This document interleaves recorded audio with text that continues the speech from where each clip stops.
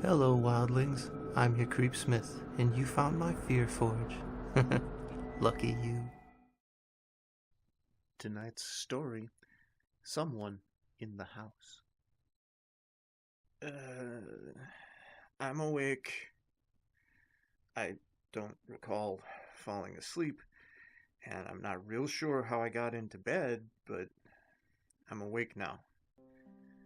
There is a very distant ringing in my ears, sort of like the aftermath of a concussive blast that makes you deaf, only this ringing seems far off inside my head.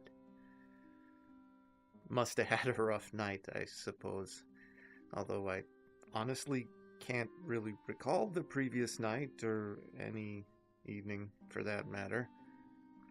Yeah, must have been one hell of a night.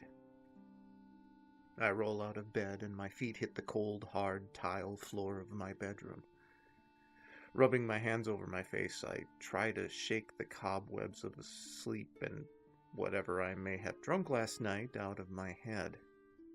Glancing out of the nearby window of the bedroom, I see a gloomy, overcast sky and a light rain falling on a leafless forest of trees that surrounds my property. Is it fall? I honestly can't remember. I swear to God I will never drink that much again. I've made that same hollow promise 100 times before, I'm sure. Moving off the bed, I walk down the hall and descend the staircase that leads to the main level of the house, the top 3 stairs creaking under my weight as they always do. Moving down the stairs, I can see outside through the Amity horror-style windows over the entryway that the drizzle and the clouds have settled and are likely going to be hanging around for a while. I'm not going to work today. Wait. I don't have to work today, right? It's the weekend, isn't it? I shake my head vigorously and I make that same hollow promise to God again. This day is going to be far worse than my night must have been. The kitchen has a digital clock, so I stumble into it to check the day and time just to be sure that I don't need to call in sick. Clock says 9 a.m. I'm late if it's a weekday. And it is Sunday. Excellent. Time to crash on the couch and do nothing. My God, am I tired. The couch is calling my name right now. I leave the kitchen and move through the archway into the living room, noticing that the hardwoods are just as cold as the tiled floors upstairs. A small shiver moves up my spine and I make a turn towards the thermostat to crank the heat up before lying down and covering up with the throw blanket hanging over the back of the couch. The worn, cold leather of the couch creaks under my weight. I hear the familiar click of the thermostat as the heat kicks on and pull the blanket in tighter, close my eyes and try to fall asleep. Maybe this hangover, worst one I ever had, and I still can't remember the party, hell yeah, will be gone after a good late morning nap. The whispers start immediately. I bolt upright on the couch, throwing the blanket aside as I do and scan the room. Aside from me, the living room is empty. The upstairs bathroom fan is running. Did I leave it on? Did I even go into the bathroom this morning? I sneak quietly from the living room through the kitchen and peek around the corner, silent as a church mouse. I had to have been a ninja in a past life or something. I look up the stairs and see that the bathroom light is on and the exhaust fan is definitely running. Maybe I destroyed the toilet last night and left it running to kill the smell before stumbling to bed, I think. But the whispering starts again, and it's coming from the bathroom. No time for subtlety now, so I bolt up the stairs, the top 3 creak as usual, and burst into the bathroom. If there is someone in here, they're about to get their ass kicked. But the bathroom is empty and the whispering has stopped. Okay. I am far more hungover than I thought. I flip the bathroom wall switch to kill the lights and the fan and then realize that my bed isn't far away at all. Sleep. I need sleep. I am so tired. The bed is there, in my room, dark and inviting. I'll just sleep this off, and I'll wake up feeling much better. Time for that nap. I lay down on the bed, sinking into the mattress like butter melting on a hot pan, pull the covers up to my chin, and close my eyes and sleep. Or, at least, I think I went to sleep. I am definitely awake, but I don't recall falling asleep or dreaming. The darkness has crept into the room like a stealthy thief, casting shadows on the far wall that look like little demons ready to jump out of their two-dimensional wall canvas and attack as full-blown three-dimensional horrors. Must be night, because I can't see anything through the window, but I can still hear the faint pattering of the rain on the roof. I throw the blankets back, sit up, and rub my face again. Still tired and groggy and hungover.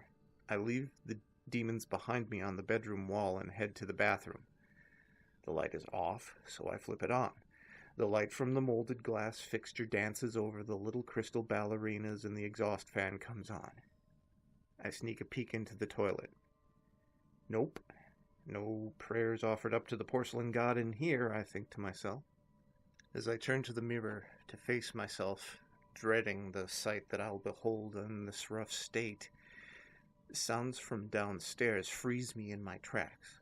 It's the unmistakable sound of silverware on plates. Someone is eating dinner in my house. The top 3 stairs creak once again as I fly down to the first floor, burst into the kitchen, throwing the door wide as I enter, and head towards the dinner table by the bay window. There are plates here, remnants of a half-eaten meal on each of them, but whoever was here, eating my food, left in a hurry when they heard me coming. The hardwood floor leading to the front door sounds like a herd of elephants is holding a track meet on it. The bastards are running out the front door. As I quickly head to the entryway, I see the door close and hear the deadbolt click into place. They have a key?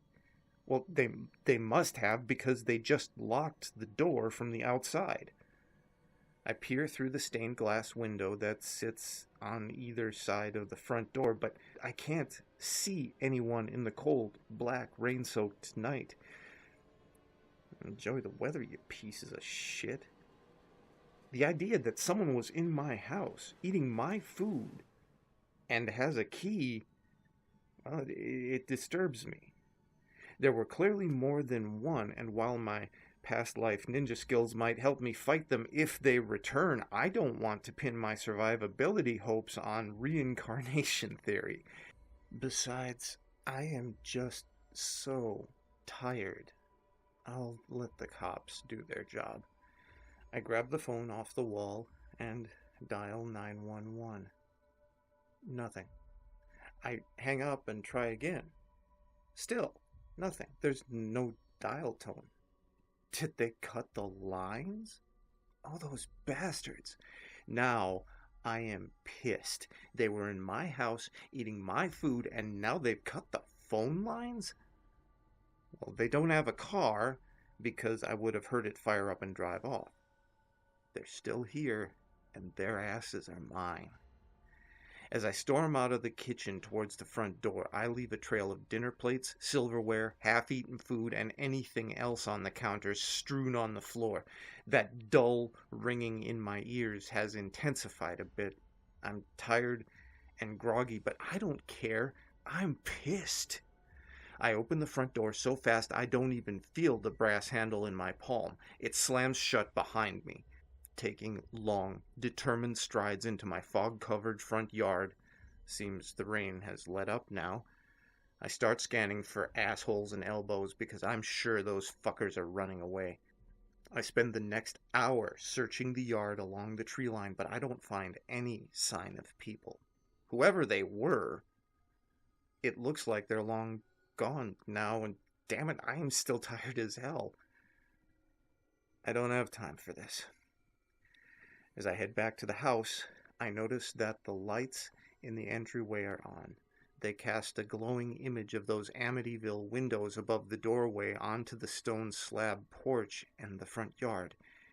And the front door is open.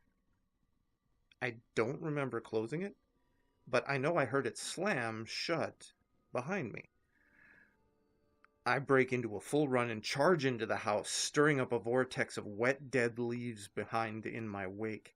I notice that the ringing in my ears has increased in intensity, and I can hear the din of whispers over the tone in my head.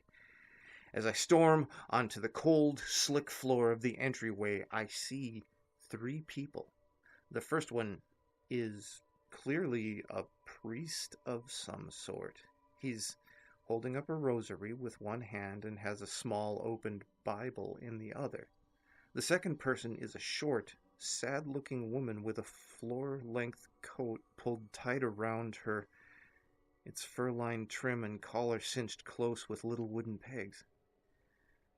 The third person is my daughter. I had almost forgotten that I have a daughter. How could I forget her? She's beautiful, standing there in front of me. I feel a tremendous sense of loss, and I realize I miss her so much, but I can't figure out why. Didn't I just see her the other day? Well, didn't I? Images of a beach, the warm, salty air on a windy day flash through my mind. My little girl is there, and we're flying a kite.